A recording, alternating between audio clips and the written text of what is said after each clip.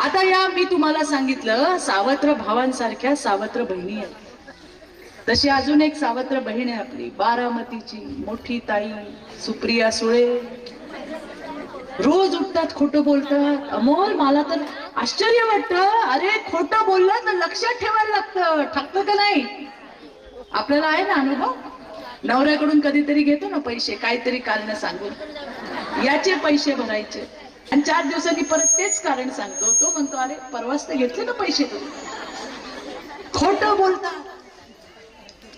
परवा म्हणाल्या म्हणले की महाराष्ट्र सरकारची तिजोरी खाली आहे, महाराष्ट्र सरकारच्या तिजोरीत 1 रुपया नाहीये असं परवा म्हणाल्या. आणि 2 दिवसांपूर्वी या खोट्यांचा सरदार राहुल गांधी आला होता आणि तो म्हणला महाराष्ट्रातल्या बहिणींना मी आता 3000 रुपये देणार आहे. किती हजार? ऐका पुढं.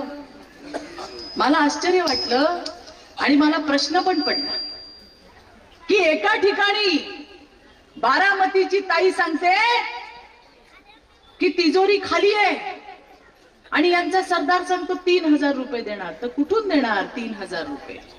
मग मला आठवलं, मी आता येताना जयश्रीला म्हटलं जयश्री गुरुदेव ऐका 3000 रुपये कुठून देणार? मग आम्हाला आठवलं की ताईने लिहून दिलंय की त्यांच्या 10 एकराच्या शेतात 100 कोटीची वांगी पिकतात.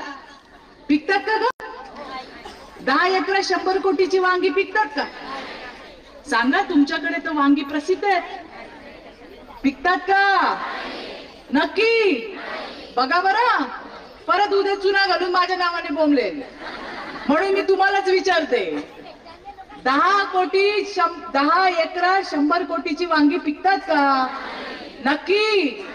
मी आज इकडून पण सांगते, ओ मोठ्या ताई महासंसद रत्न सुप्रिया सुळे, महाविकास आघाडीच्या नेत्या, कुठलं बी टाकलं होतं जरा आमच्या यावलच्या ताईंना पण द्या, पाठवा की जरा इकडे. म्हणजे काय होईल, माझी यावलची ताई सुद्धा अमोल 100 कोटीची वांगी पिकवी. असे हे खोटारडे लोक आहेत, हे तुम्हाला मी सांगायला आली आहे. यांच्यावर विश्वास नका ठेवू. अहो खटाखट नाही, हे ज्या ठिकाणी दिलेत त्या बायकांना विचारा. 2 महिन्यात दिलेत, नंतर दिलेच नाही. बऱ्याच जणींना सांगितलं तुमचं केवायसीच नाही. अशा पद्धतीने महिलांना फसवलंय, मातृशक्तीला फसवलंय.